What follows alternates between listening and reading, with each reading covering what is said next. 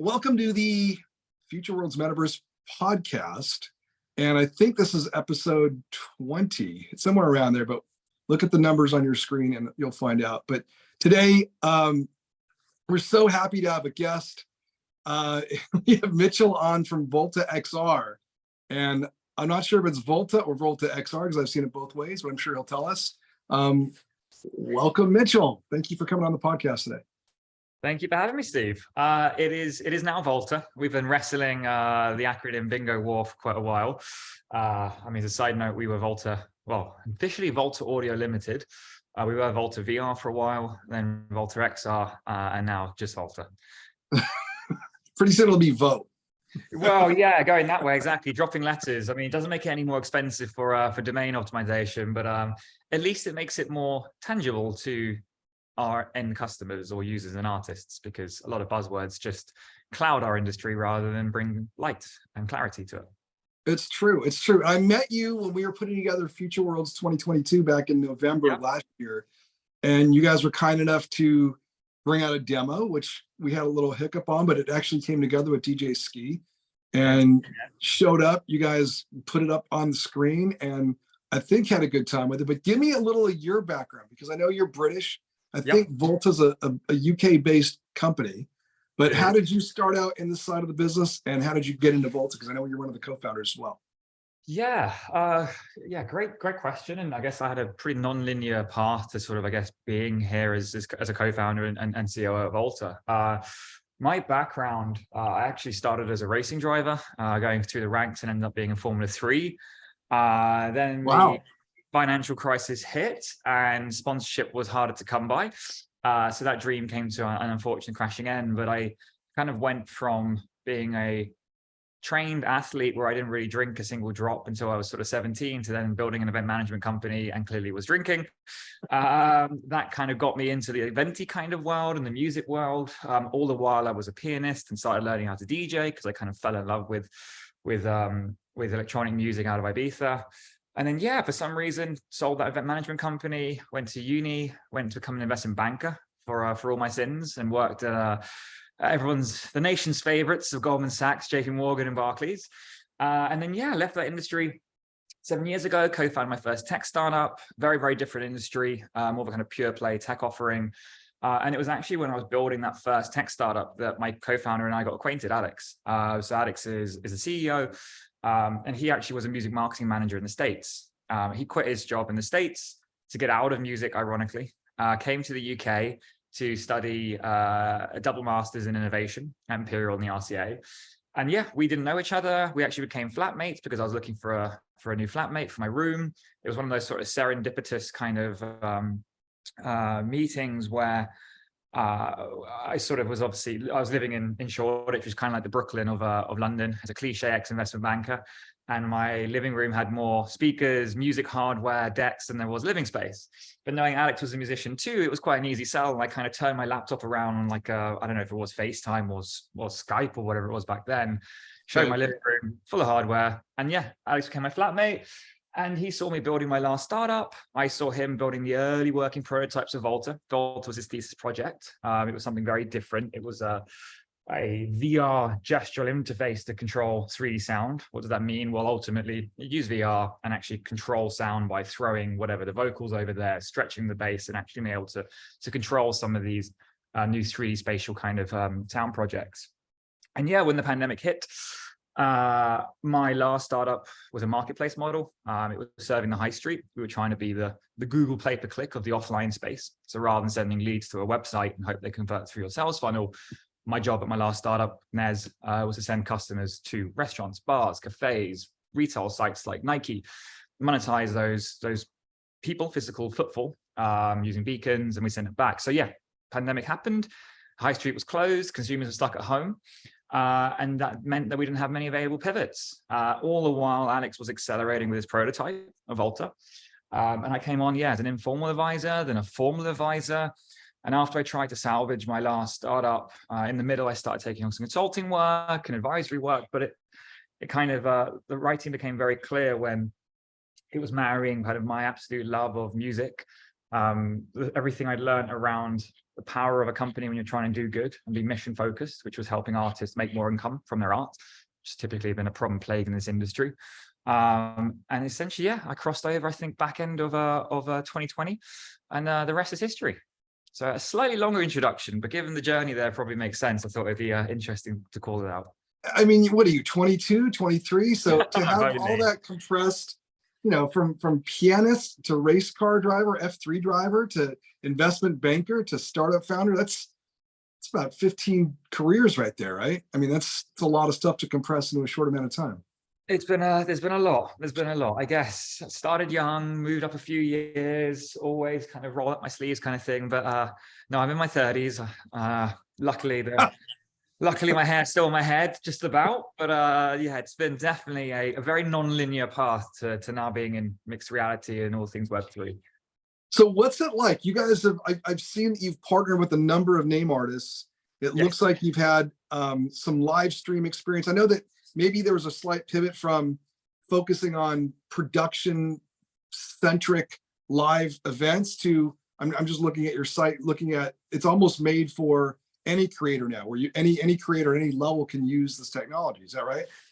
Exactly. And the journey with Volta, I think I alluded to, we started in VR, and that was a direct response to what we started seeing in the pandemic. And that was a big point of jumping off, right? Because typically musicians make 80% of their income from live events. So when live events was curtailed, we saw the likes of Travis Scott, dare I say it, and Lil Nas X, guys doing, these big Metaverse or VR performances. And when those were done well, the viewership numbers were astronomical, the revenue numbers were off the charts. And obviously the touring industry went, holy moly, if we could do more digital events, they're more scalable, we're missing a trick. So we tried to initially replicate what those guys were doing in production studios, but bring it to a piece of software. So it was VR first. We learned very quickly that fans don't want to be in VR experiences for social experiences because it cuts off anything social.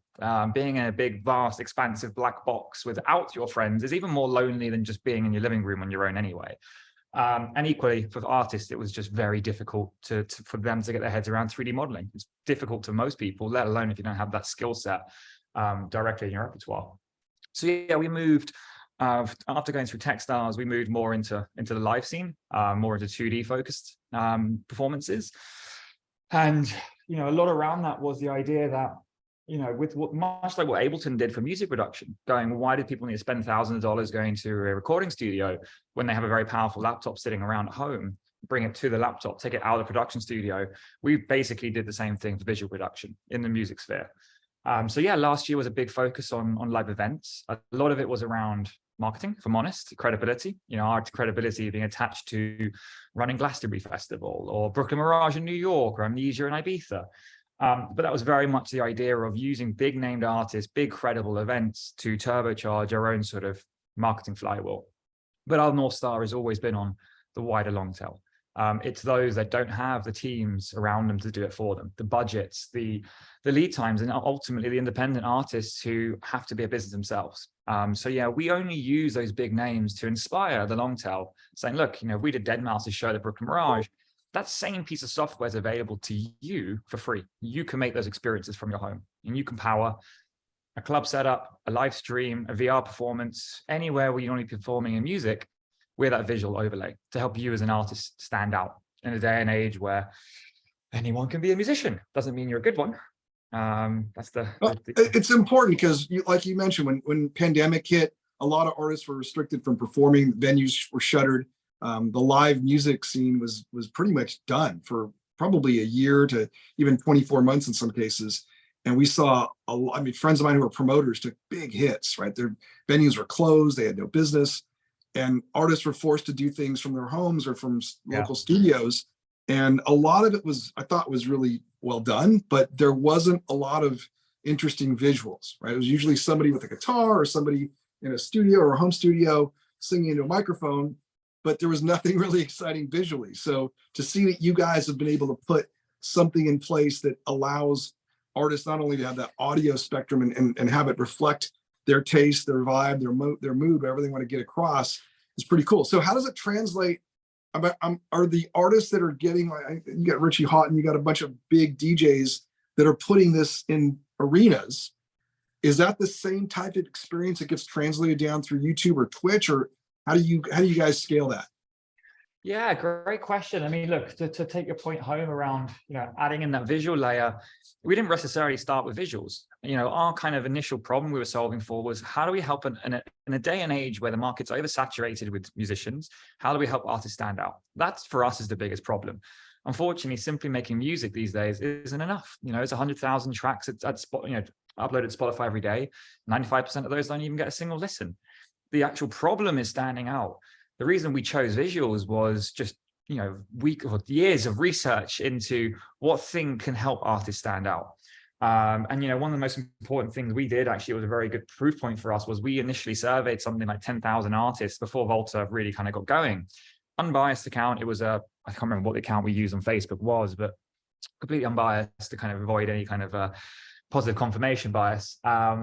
And yeah, we asked artists, these 5 things, what do you wish you knew better, that you could really add to help you stand out? And it was mastering, production, vocals, DJing, and visuals. And much to our surprise, visuals kept coming up on top. It's a skill they knew that they could add to their tool set, but it was the hardest thing for them to add. People look at what we've seen over the years, right? The trend from musical virtuosity through to expression, through to spectacle now. If you're trying to compete with Gorillaz and Bjork and Nine Inch Nails and Deadmau5 and whatever, you're going to have a tough time doing it just the music, because these are all artists that the brand is almost bigger than their music. Daft Punk was very, and Pink Floyd were very, very transformative in that sense. So, taking that forward then to your question, quite often the long tail don't have access to the arenas. So, in truth, whilst they can do club nights and sort of, smaller performances, the experience itself, when we use Volta for the arenas, it is basically the same as what we do for something 2D. It's the same technology, the same stack, the same version of Volta. Nothing is actually needed that's different from the artist. The only difference is, rather than clicking the stream button, they're plugging in an HDMI cable, sending it to a screen scaler, and off it goes to the screen. The same points of, cutting out the cost of visual production, getting something on a screen, whether it's a 2D screen behind you or a 2D screen in front of you. To us, we're agnostic. And the thing that really excites us and what we're releasing in a couple of weeks is we've been having this at our own toolkit for last year. We've done it on sort of, we've only been working with artists that are in our kind of, short list to be trialing this technology, but it's what we showcased at your conference last year, Futureworlds, around the ability to make anything interactive. So, step 1 was make it as easy as possible for artists to make engaging visual content, something that helps them storytell, that helps them show them off in an authentic way. But that didn't meet our core KPI or core objective of helping those make more money from their users, actually helping artists not have to have side hustles and make ends meet all to keep the dream alive. And that's where we launched this interactive entertainment side of things, the ability for audiences to type in keywords or click buttons and literally affect the content live in real time. It's kind of acceleration of what we saw in Twitch. And, Twitch blew up during COVID because fans could start talking to their artists or streamers of choice. We're accelerating that relationship by now allowing the fans to co-create with their artist or streamer of choice. So it's basically the same experience scaled down, right? So whatever visuals, whatever items you want to put into that software will be available to stream on whatever platform you're streaming on. And you guys are agnostic platform-wise. Is it YouTube, Twitch? I mean, any visual platform the artist wants to use. Exactly that. And that's, it also comes from a deep philosophy of, artists was two-sided. Being honest, we looked at making our own endpoint when we're in VR. There is no YouTube or Twitch in VR, so we had to explore building one.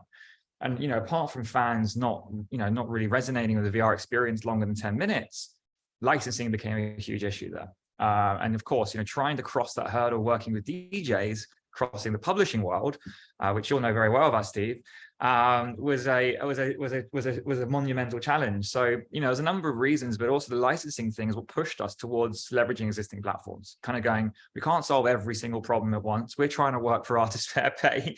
There are brighter minds or more experienced minds and working on the publishing or royalty or IP side of things. But that gave us a massive advantage two-sided. One, which was we're no longer competitive with platforms, we're collaborative. But B, artists have worked tirelessly for years, bringing fans to YouTube or Twitch or wherever on earth they have their audience. So for us to tell an artist, you need to move your fans to Volta.com, just seems misguided. It doesn't seem like we're actually solving the problem. And actually gets very expensive in marketing costs for both us and the artists themselves. So yeah, to your question, Twitch, YouTube, TikTok, anything that really supports, well, say RTMP streaming, which is the kind of standard streaming protocol. But that's just native within Volta. You can use something like OBS with Volta as well and stream to anywhere. And we've done loads of performances in Decentraland and in various VR destinations. They're all just screens to us. We're agnostic to what the output is. You know, even a VR headset is still just a screen in front of your eyes. It's just very close. Different size screens. You touched on something important, licensing. So if someone puts in a piece of content that they don't own, is there any kind of check or balance that you guys put in place that says, look, you can't run, you know, I don't know, ABC's The Bachelor or NFL's, you know, Super Bowl or whatever on your background because that's owned by somebody else? What do you guys do in that respect? So right now, great question. Right now, you know, the onus is ultimately on the creator themselves. We're the middleware, right? We're the supporter that kind of enables them to make these experiences. So, you know, we quite consciously within Volta don't accept audio files. We are aware, obviously, we combine audio and visual. We now have to cross the audio visual sync side of things, which is even more complicated in terms of IP and ownership. So with Volta, you know, there's some sort of external medium that's playing music, whether it's through Ableton or directly through a mixer or whatever it is. And Volta simply ingests that audio file and tells the visuals what to do, but they aren't married up as a single file. Now, if an artist wants to upload an image, you know, a copyright or a trademarked image that they don't have the rights to, that's the onus on the creator. We can't be responsible for moderating every single file that's uploaded because ultimately it's not played on our endpoints anyway. We don't have that endpoint. So yeah, the onus is on the creator there to make sure that they have the rights to use whatever visual assets they want to use. And audio aside, that we don't have an audio player within Volta. Okay, so it sounds like the platform itself might have to take some of that onus if it's YouTube, Twitch, yes, TikTok, what have you. But on the video side, you're self-policing. I mean, most people, most artists even don't understand copyright. And just what you've seen on YouTube or even TikTok, where people are just using music, especially freely, because they think, I love that song, my favorite song, I'm going to do a video to it, boom. Same thing with visuals, right? Someone may own an image to a photograph or a piece of video clip. I just see that in my day a lot, where there's issues that come up when something's being monetized that's not by the correct copyright owners, or they haven't made a deal with those copyright owners to license it. So I'm just curious, because I can see that as an issue where people are using imagery and audio that doesn't belong. Yeah. You know, the interesting thing there, Steve, is, you know, whilst we have, I guess, ring-fenced ourselves and exempted ourselves from various regulations by shifting the onus to some of these bigger platforms, the YouTube and Twitches and stuff, that doesn't mean we're shirking our responsibility either. And we're, you know, we're in deep conversations with PEX, PEX and Utopia Music around offering licensing as a service. There is no, it doesn't actually help Volta as a business. We're already protected. But again, as part of our philosophies and beliefs, we want to be artist first always. And being an artist first doesn't mean just saying it. It means offering them tooling, which means to enable them, if they want to make sure their music's copyrighted, they have something available to them. If they want to make sure that they're not crossing any infringements, they also have the tooling available to them. And given that we are often the last hurdle, or, you know, the artist has made a track and they've got a music video or whatever, and they now want to perform, because we're at the performance stage, it's very much at the end of that cycle. So yeah, it's important for us to offer that as a service to our users and artists, whether or not it ring fences us from any legal responsibilities or not. So we're deeply interested in it, but it's purely from a philosophical and mission-based narrative than something that we actually have to do. That makes sense. And I was just even thinking while you were speaking there about like Getty Images, right? For you to do a deal with a photo bank or a stock photo or stock video platform that freely makes those copyrights available, which could be high quality, would be a really interesting look and allow obviously a lot more content that could be shared, where someone that says, look, I don't have time to create or go shoot this myself, but because you have a stock photo library or a video library that I could pull from, you know, Getty's got, I don't know, probably 3 or 4 or 5 million images somewhere, and probably more than that, and could put those out on a blanket license. I mean, one day everything in my head will have a smart contract attached to it, and Agreed. Any usage at all will be compensated for, so there wouldn't have to be a middleman like a stock photo exchange or something. Okay, so how many users? What's your growth path look like? What's the story from this point on? Great one. So it's the journey. We launched, I guess, in alpha. Wow. Q1 of 2021. We launched publicly as a beta release to the market in September 2021. And that was in tandem with an event we did at Boiler Room, the kind of first inaugural sort of festival, live festival post-COVID. And then since every sort of bit of growth we had, and now we're actually, I'm double check, but I think we're around 3,500 artists. Predominantly up until about October of last year, it was all organic, all word of mouth. We actually had a weird problem where originally we didn't have a very good onboarding flow or a self-serve onboarding flow. So there was a point where either myself or Alex would actually manually onboard each individual artist. And that was great at the time because we got the learnings and how, point to friction and everything. But it wasn't until summer of last year that we actually built a self-serve onboarding system. By servicing the long tail, we can't be personally onboarding every single artist. It's not efficient use of resource or time. So yeah, after we launched the onboarding flow, which came through Q2, Q3 last year, we then started engaging with the marketing, a little bit of performance outbound marketing, really to channel tests. But in that period, we've now 3x our MAU. So I think from the back end of October through to the end of January, in 3 months, we tripled our active artist base. It's worth saying, we work with artists and we empower them to monetize their fans and build experiences for their fans. So we're kind of like a B2B2C play. But given that the fans live on other platforms, we don't control them or have ownership of them, if that's even a thing. But yeah, that's our growth plans. What's next? A lot of feedback we've had over the years since Volta's inception has been, it's an incredibly powerful tool, almost too powerful, such that what we get a lot of is, if we get artists through the onboarding flow, the usual response we get is, oh, wow, this is actually easier than I thought it would be. It looks like that cognitive load of like, oh my God, I've got to think about where am I drag and dropping these things? Am I linking it to audio? Am I linking this to MIDI? What am I even doing with this? Just a huge cognitive overload for an artist that's already time stretched. So we're actually launching, in tandem with the audience interaction features I mentioned, a whole new version of Volta in March. And it's even being rebranded. So currently the product's called Volta Create, very focused on the creator and the creation. The new one's called Volta Play, and we'll deprecate Volta Create. The idea being playful, make it as quick and easy to make compelling content that works for my set. I just want stuff in 5 minutes. I don't need the whole granularity. Now it's still there, just the hierarchy of needs are such that those advanced features are a little bit more buried and a little bit more entwined.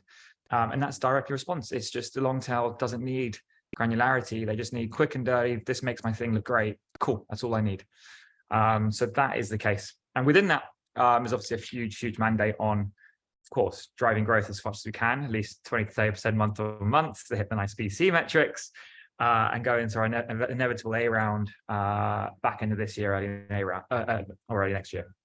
Are you guys, just again, listening to you speak about this, are you incorporating any elements of AI? Because it seems like where you're going with this, making it more user-friendly, the UI, improving that. So if someone says, look, I'm going to put in 12 parameters and your platform will pull imagery and control it in a way that sets up, almost automatically, where I don't have to keep manually inputting something as my set goes on or my songs change.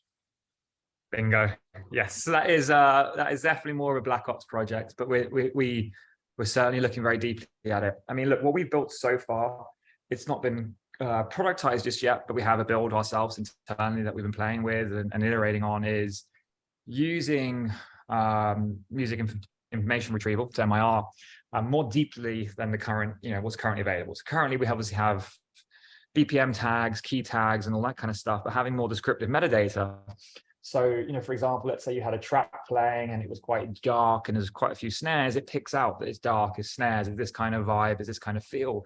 And let's say the hook has a female vocalist on top, it will pick up those meta tags. So what we've done already is, just based on the tags that the MIR is picking up, it will be programmatically surfacing different elements. So female vocalist appears, maybe a sun appears in the scene, or a blue cloud goes over or something to that effect. And then it goes dark and gritty again, and it shifts back into monochrome and those kind of orby kind of feels. So that's what we have done. But you're absolutely on the money with the theme that's been exploding the last 3 or 6 months in terms of generative AI. One of the things we chose from a very early, a couple of years ago was, we understand with Volta, there's creators and performers, and sometimes artists are both. The artist might make their own experience and then perform in it, but quite often someone might make an experience and then someone else performs in it, depending on the team and the individual artist. And given that we've been very performance focused, initially we've started building our own library of 3D content so that performers can just simply drag and drop these 3D elements. But that doesn't scale very well. We don't want to be a content house or making 3D objects. It's expensive, mainly in terms of developer resource. They got to actually code these things. It's not like it's just a simple square. They have behaviors and different textures need to be applied to them. So yes, we're massively interested in taking what I just discussed with the MIR stuff and actually making it procedure generated, such that we just leverage AI, where it's just analyzing music and creating visuals on the fly in accordance with whatever parameters the user set. So yeah, we've been working with a few Imperial students, a few professors. We're lucky that one of our advisors is the head of machine learning at the Dyson School of Engineering, which is Imperial, on all things AI and how it might turbocharge the ability to use content within Volta. That's super exciting, because I think that's, if you can just direct something with minimal input, right? And the whole idea is to have it do most of the heavy lifting. You're still guiding it and providing parameters, but to have the time to dive deep and go in, like you said, the gritty details takes way too much time, especially with the live performance where you want to kind of be in it versus having to think about it. Yeah. We're financial model wise, I mean, this is a free platform, right? Is there ads running? Are you being sponsored? I mean, is there just way too much seed money for you, or what's the financial model for Volta? It's certainly not ads. From the get-go, and without getting too heady on this episode, from the get-go, we appreciated, whether we're building for VR, whether we're building for XR, whether we're building for AR, whatever it is, philosophically, by having ads, we're optimizing for engagement or addiction, more like. And if we're putting users into a virtual space, however that virtual space looks like, optimizing for addiction in that scenario becomes quite a dystopian, scary scenario. So from the very, very, very first product decisions we made, it was never do ads, because we know where Volta might end up, and that could be quite a dangerous optimization, a la Meta and our dear friend Zuckerberg. But what does that mean we do? So, we are very adverse to monetizing artists, full stop. Reason is a lot of music platforms have tried it. And I mentioned Ableton, and I mentioned them in the highest regard, but to a lot of VCs, Ableton is not a success story. Their valuation was only worth 800 million. Now for having 60% market share for the entire publishing, for the high production market, that isn't necessarily a success story. And that's one proof point we had to kind of go over when we were raising our seed financing, which was, why are you going after music? No one makes money in music. And that's exactly why we've chosen the financial model we have, which is monetizing fans. It's looking at the exact model the gaming giants have deployed, the Fortnites with the in-app payment model. And just like I said, how fans can interact with the experience, fans will pay to interact with those experiences. And it's set by the artist again. So we aren't dictatorship or a totalitarian organization. We just provide the framework for artists to say, okay, I'm okay with my DJ booth being interactive, or I'm okay with someone paying $10 and a 3D lizard will come behind my head, or whatever it is. They have the parameters to decide what works for them as an artist and their brand, and how much they should charge their fans for interaction. It can be as gimmicky as, will you marry me? And it costs the fan $100 or $1,000 if they're at a big arena. And that's exactly it. It's monetizing fandom, helping circulate as revenues back to the artist, and us taking a cut down the middle. So very much a play to earn kind of model, pay to earn model. Okay, and you think that, I guess that would work with a longer tail if someone's not a stadium artist and they've got, I don't know, 10,000 fans on Twitch. Each one of them puts in $1. There's $10,000. Are you guys are a percentage of the transaction? So 5%, 10%, 20%, whatever the number is. Yeah, exactly. Okay. It's it's leveraging the idea of the one-to-many relationship between artists and their fans. And what we've learned directly from Twitch, from the monetization teams, is actually the most successful streams aren't the mega streams. They aren't the ones with 10,000 concurrent users and above. It's the ones with 100 concurrent users. They monetize because they're communities. The fans work together for a shared outcome, and those are highly monetizable events, which again gives credence to our long tail strategy. Interestingly, caveat there is we've also seen it work really well for big artists in arenas, in big shows, and my personal hypothesis, and we haven't yet validated this, is whilst the streaming side of things lends itself towards micropayments, a couple bucks here, a couple bucks there, the in-venue experience, you're now starting to have narcissism at play, guys trying to impress friends, alcohol's at play, all those kind of dynamics. And my personal hypothesis is the AOV at arenas, festivals, clubs is going to be far higher, albeit at a lower frequency or transaction frequency.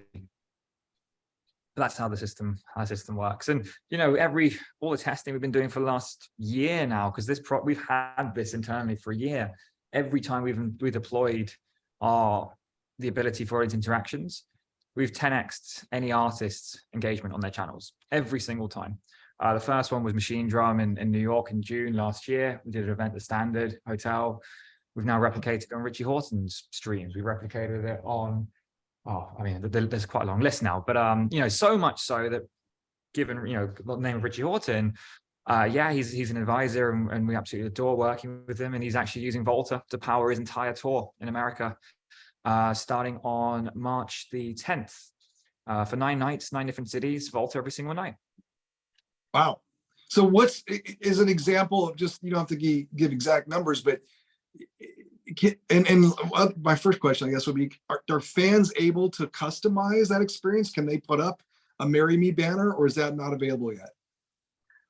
It depends on who's using it. So that is currently in private. So some artists have that build. We're moderating or a part of those shows if it's the case, because we are obviously gathering intelligence and seeing, what is resonating with users, what isn't.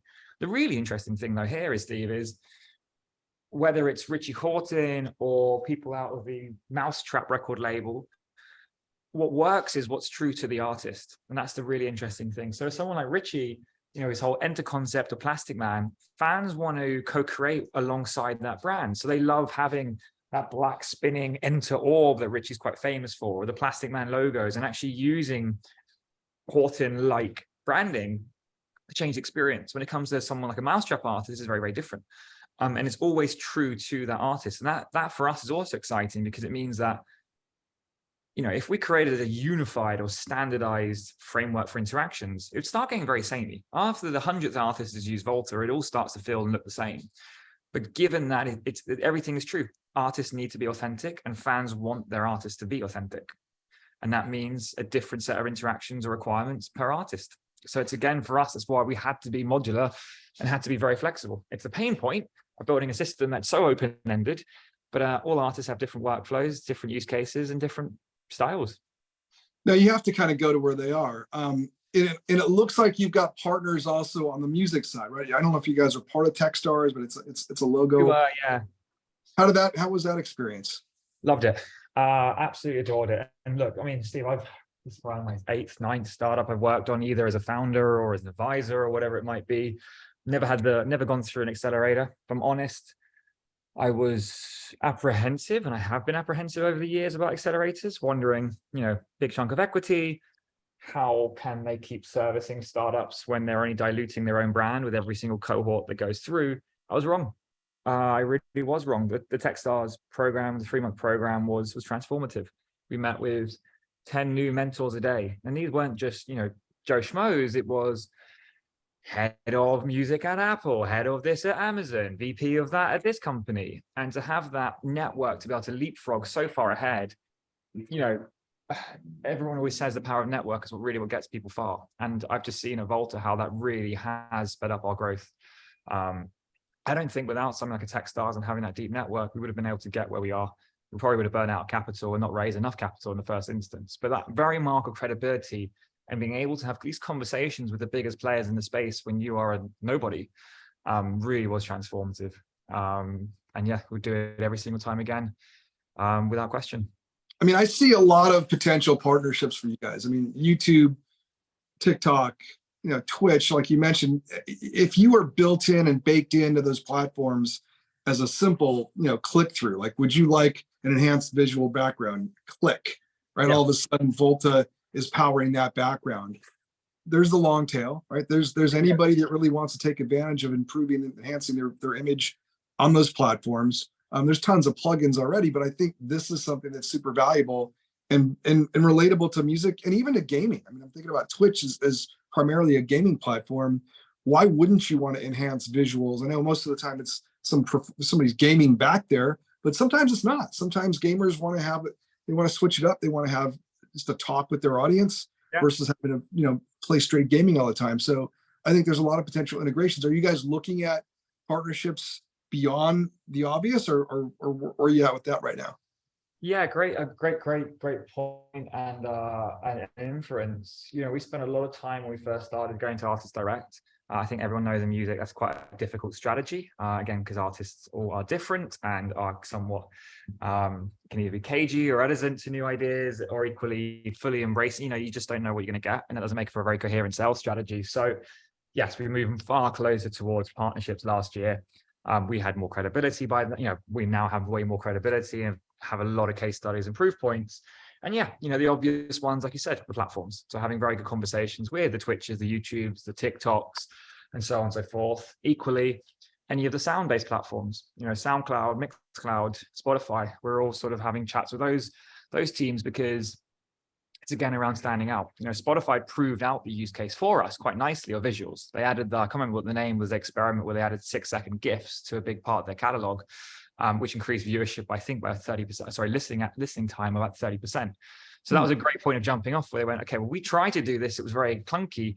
Volta could automate this. And that actually, platform aside, has meant that we've become very close with the distributors and in advanced conversations with a number of the big distributors.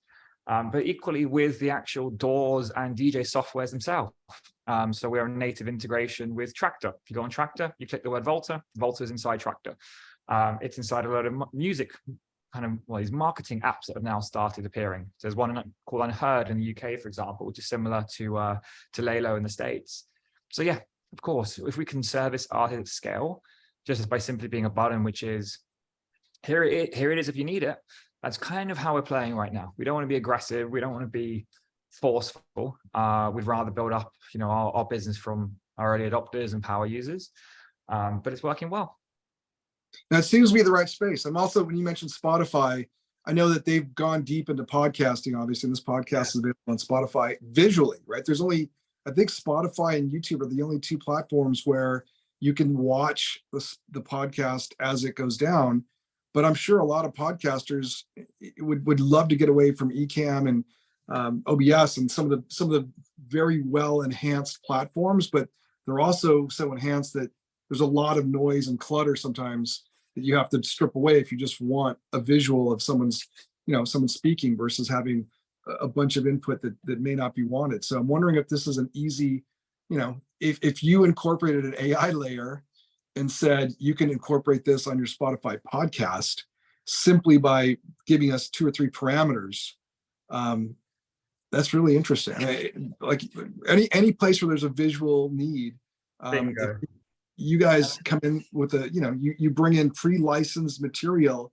Again, if you go to a Getty or somebody like that, that takes a lot of the onus off of that platform.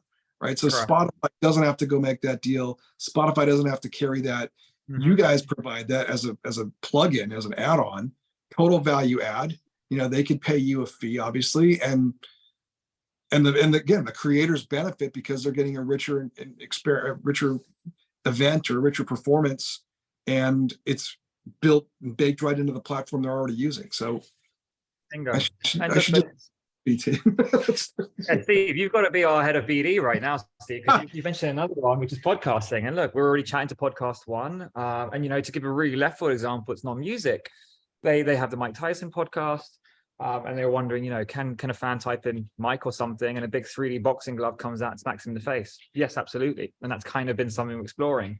Same thing with might be a little bit more sensitive with the other examples I give, so I'll keep my a little bit further along in NDA. But we need to get you on board within Volta, Steve. Only because it's enhancing the experience for both the end user and the creator. And I've seen plenty of podcasts where you can tip, you can have some interesting icon appear, but there's still a layer that has to be figured out, and people are using a third-party platform. It's a little wonky. Exactly. To have it incorporated directly into the platform that you're using, and to have a breadth of content available. So if it was a Getty deal or something where you have millions and millions of images, so it's not just templates, because you see templates all the time. It's like, okay, it's not a template, but if you were able to switch that up, yeah, it would be a value add. And I would also, like you said, I would charge the user. If you want your podcast to have a regular background, no problem. If you want an enhanced background, it's $5 a month, right? Whatever that fee is, Spotify tax on top, you get the benefit of that. Maybe you do a 50-50 rev share with them or something. Getty or whoever the image content provider is, they get their split and everybody's happy. And it provides a richer experience. The audience members now can maybe participate because that visual that you just gave with the punching thing is cool. People do those tips so that they get their name coming up on the screen for a second. Imagine, Marry Me flies across or something more relevant. People want to throw a cake at Steve Aoki. Or, these all these iconic moments, right? That's the thing. It's playing on iconic culture. And you alluded to beforehand, which is, we started in music. A lot of the reason is domain expertise and a deep-rooted knowledge of it and wanting to help, but also appreciating with entertainment. Music is the heartbeat of all forms of entertainment, whether it's fashion, gaming, sports, you name it, there's music somewhere there. So we've always taken the view that, we genuinely believe that mixed reality will become its own art form. And I don't mean the whole kind of advertisation of everything and digitization of everything, but just using physical reality and some sort of digital overlay in combination to enhance the human experience. So if that is true, and what we're basically saying, if experience is the canvas, we want Volta to be the paintbrush. And that's basically it. It's empowering artists to monetize their fans and make these interesting cultural kind of interactions and must be the guide rails. That really is what it goes. That interaction, I think, is what would attract people, right? It's one thing to sit back and watch. It's another thing when you could participate. And even if it's something as minor as a graphic or a little banner that goes across, I think that means a lot to a lot of people. And they go, look, I'm going to be on this podcast, or I'm going to be on this show, and watch for my sign or watch for my message. Right? I'm going to participate in a way that no one else has done before. And I think it's a whole new space. I mean, that's very Web3. It's very, very metaverse oriented, but I think things are going that way where people can experience and contribute in a small way to have some participation. Interesting stuff, man. Any parting thoughts, Mitchell? What else can you tell me? Anything that we should know about that's coming up? Oof, I feel that was quite heady. We covered generative AI. We got into around IP and rights. We've done a little around the journey. I don't think there's anything else to really call out. I think the main one is, the new Volta Play coming out, a real stripped back and plug and play version. If anyone's watching the podcast that represents lots of artists, of course, we'd love to chat. But no, give me your contact. What's the best contact for you, Mitchell? Yeah, LinkedIn is always an easy one. So I'm Mitchell Bayer-Goldman, Bayer-Goldman. Otherwise, feel free to reach out to my email address, mitch@volta-xr.com. And once we raise some more capital, it'll just be volta.com. But until that, and expensive short URLs cost more money. Exactly. And until Volta's still in the millions. So there's another ask from the podcast. If there's anyone listening who owns volta.com that wants to joking. Always joking. That's right. You can make a deal, actually, right? If I was brokering that deal, I would say, look, I'll let you use that name. You can have free license to it for X amount of term or whatever. But I want, down the line, if you guys break, let's say, a $300 million valuation, I want a little payout. You guys would do that deal, right? Exactly. Exactly. Why would you not? So we'll all be sipping pina coladas together anyway in that scenario. So yeah. That's right.